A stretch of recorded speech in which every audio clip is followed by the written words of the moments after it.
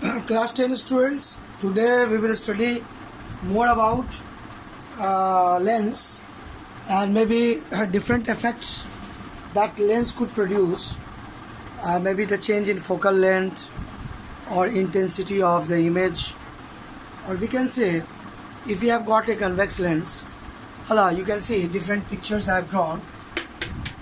There is different types of lens, and we will try to solve different questions based on lens, and we will try to revise again the previous concept of our lens. One thing I have given you the idea that lens, to manufacture a lens, okay, you see what is lens? Lens is a medium bound by two surfaces. Okay, it is a medium bound by two surfaces. At least one surface must be spherical, another could be plane also. So if you are talking about lens, two different types of lens could be possible, are there, and having different uses also. Some of the lens whose one surface is plane, another concave, is called plano-concave lens. If one surface plane, another convex, then plano-convex lens.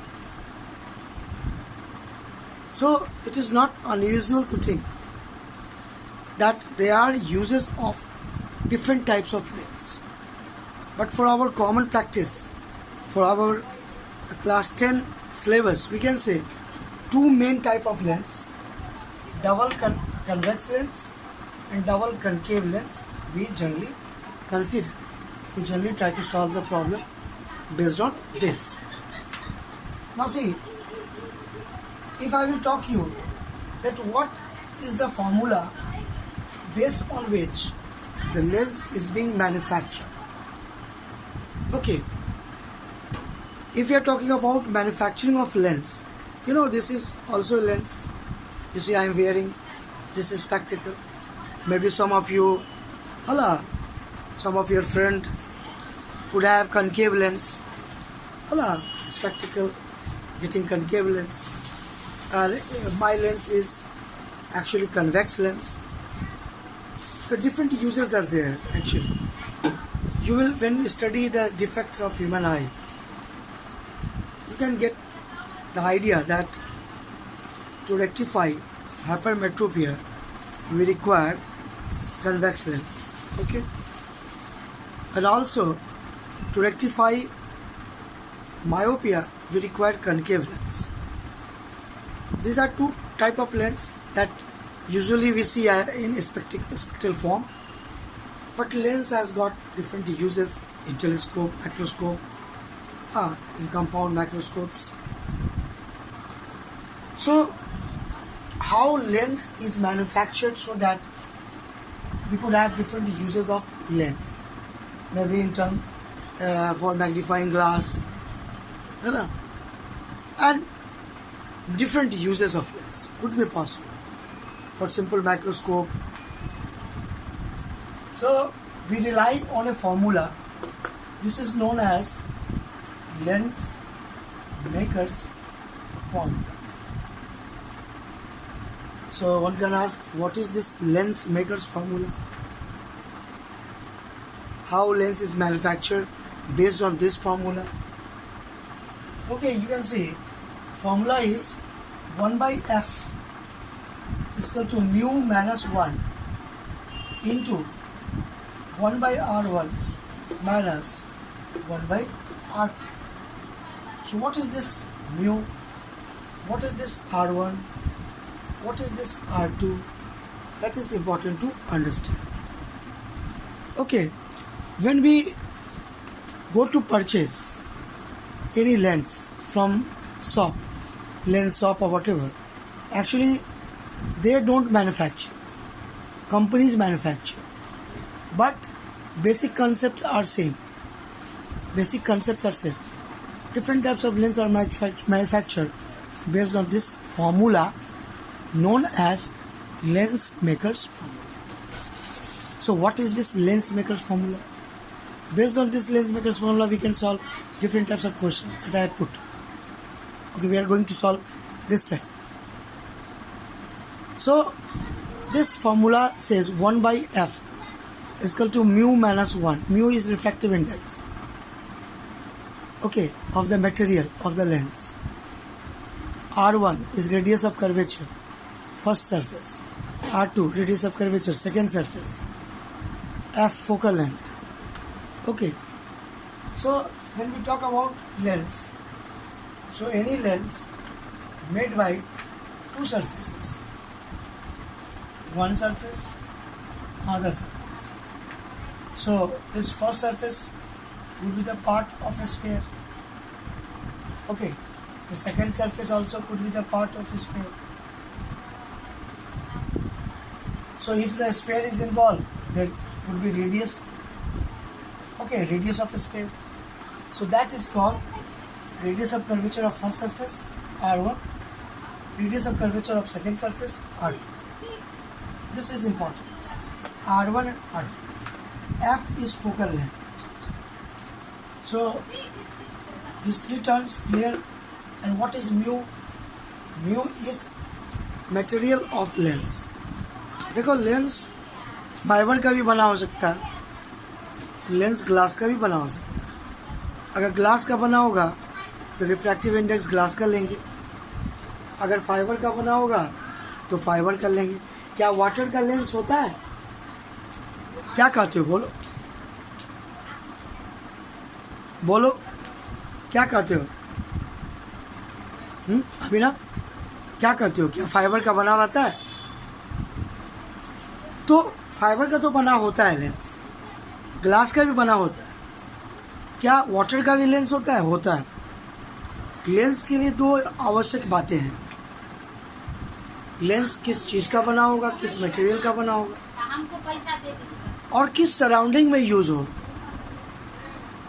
ठीक, इस पर lens का property depend करता है. इसलिए अगर हम lens का बात करते हैं तो लेंस में ये फॉर्मूला बहुत इंपॉर्टेंट है, जिसको हम लोग कहते हैं lens makers formula. 1 by F. F means focal length. Lens का फोकल लेंथ बहुत डिपेंड करता है बहुत बातों पर. वो डिपेंड करता है कि भाई कौन से दो स्फीयर से काट के बनाया गया है, और स्फीयर ग्लास का है कि फाइबर का या किसी मीडियम का. लेकिन फोकल लेंथ पर क्या डिपेंड करता है? क्यों फोकल लेंथ ऑफ लेंस इतना इंपॉर्टेंट? क्यों इंपॉर्टेंट है? क्योंकि कन्वर्जिंग पावर लेंस का या डाइवर्जिंग पावर लेंस का, अगर हम कन्वेक्स लेंस का बात करते हैं तो कन्वर्जिंग पावर, अगर हम कनकेव लेंस का बात करते हैं तो डाइवर्जिंग पावर, ये दोनों जो है फोकल लेंथ ऑफ लेंस का रेसिप्रोकल. यहाँ पर मैंने इस चीज़ को एक्सप्लेन करने की कोशिश की. मान लो ये देखो दो लेंस हैं, दो कन्वेक्स लेंस. ओके,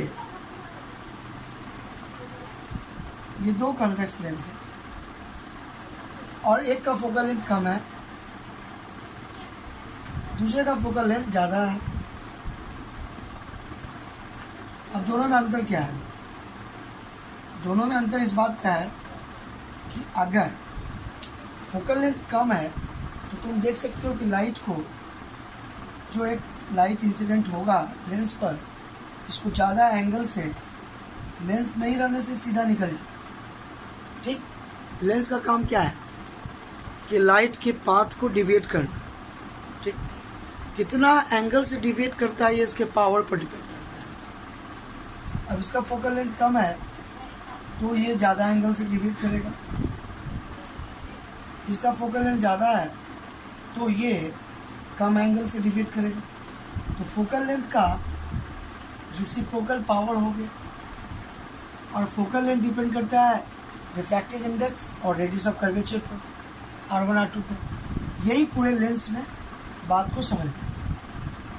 अब यहाँ पर एक चीज़ जो मैं अभी पूछूंगा तुम लोगों से और उसके बाद एक्सप्लेन भी करूंगा कि different types of lens, actually lens के कॉम्बिनेशंस भी होते हैं. है ना, एक डिजायर्ड पावर तैयार करने के लिए लेंस का, है ना, हो सकता है कि 2 या 3 4 लेंसेज के कॉम्बिनेशन। ये बहुत इंपॉर्टेंट बात है, that we will deal in another topic, that is combination of lens in class 10, है ना, very important topic. But here some questions I am dealing based on this formula. Okay,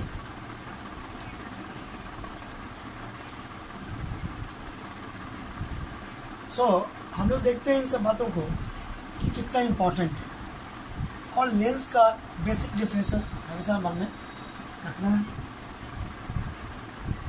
देखो, मान लो कि एक लेंस है और इसका फोकल लेंथ f है, और इसको 2 पार्ट कर दिया जाए 20, इसको टुकड़ा कर दे 2 टुकड़ा, ठीक। तो टुकड़ा होने के बाद after dividing from the middle vertically, what we are going to get, we will get one part this and another part this. Okay, we are going to get 2 parts if we are dividing from the middle. So what will happen? Will the focal length will change? अगर focal length f है, जो basic property है lens का, lens बनाने में इस बात का यूज होता है, तो क्या 20 से टुकड़ा कर देने से इसके फोकल लेंथ पर असर होगा? इसको अभी हम लोग देखेंगे। इसका फोकल लेंथ क्या हो जाएगा? चलो आंसर हम कहो तो बता देते हैं। इसका फोकल लेंथ, हर एक पार्ट का फोकल लेंथ डबल हो जाएगा। इसका भी फोकल लेंथ इस पार्ट का 2f हो जाएगा और इस पार्ट का भी 2f हो जाएगा ना। जो ओरिजिनल लेंस का फोकल लेंथ f था, अब क्या हो जाएगा, इस पार्ट का 2f हो जाएगा और उस पार्ट का 2f, यानी 20 से टुकड़ा करने से फोकल लेंथ डबल हो जाता है। भाई क्यों हो जाता है डबल? कैसे इसको साबित करेंगे, कैसे इसको डिस्कस करेंगे?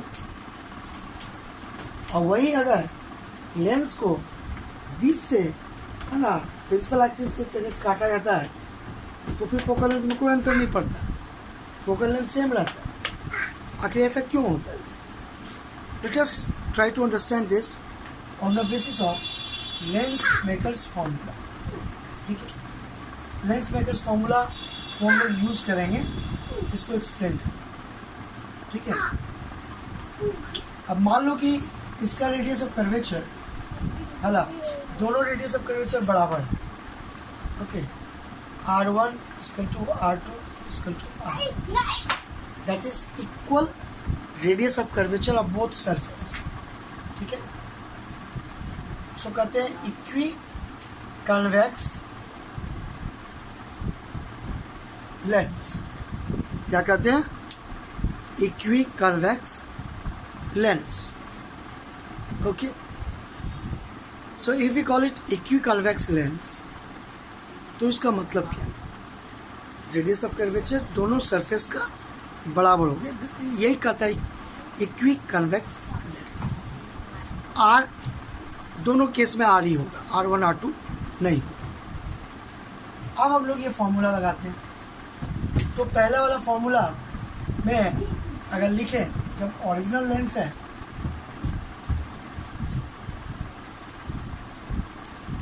तो हम लोग का फोकल लेंथ 1/f है, f फोकल लेंथ मान लो, म्यू माइनस 1, और कन्वेक्स लेंस दोनों है इसलिए 1/r प्लस 1/r हो जाए।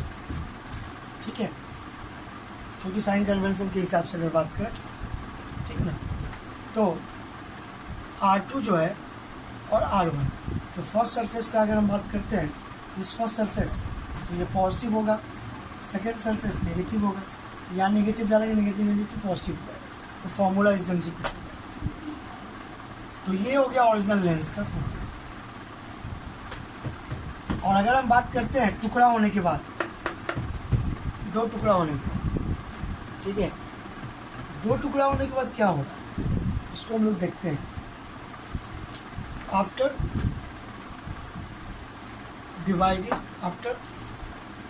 डिवाइडिंग वर्टिकली पार्ट्स,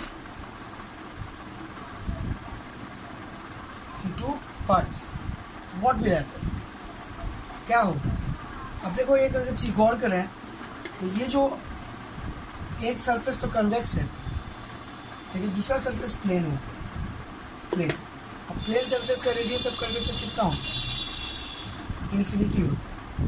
तो हला अगर हम R2 का बात करते हैं तो इन्फिनिटी, और R1 जो है R के बराबर। ये कंडीशन हम लोग यहाँ लगाएं तो हम लोग का फोकल लेंथ में देखें क्या हो जाता है। और न्यू फोकल लेंथ मान लो F1, न्यू फोकल लेंथ ये F1, तो 1/F1 म्यू, इसमें तो कोई चेंज नहीं आएगा, रिफ्लेक्टिव इंडेक्स सेम है, मटेरियल है सेम है। अब देखते क्या है कि R1 की जगह R डाल देते हैं लेकिन R2 की जगह इन्फिनिटी, तो ये तो 0 हो जाएगा।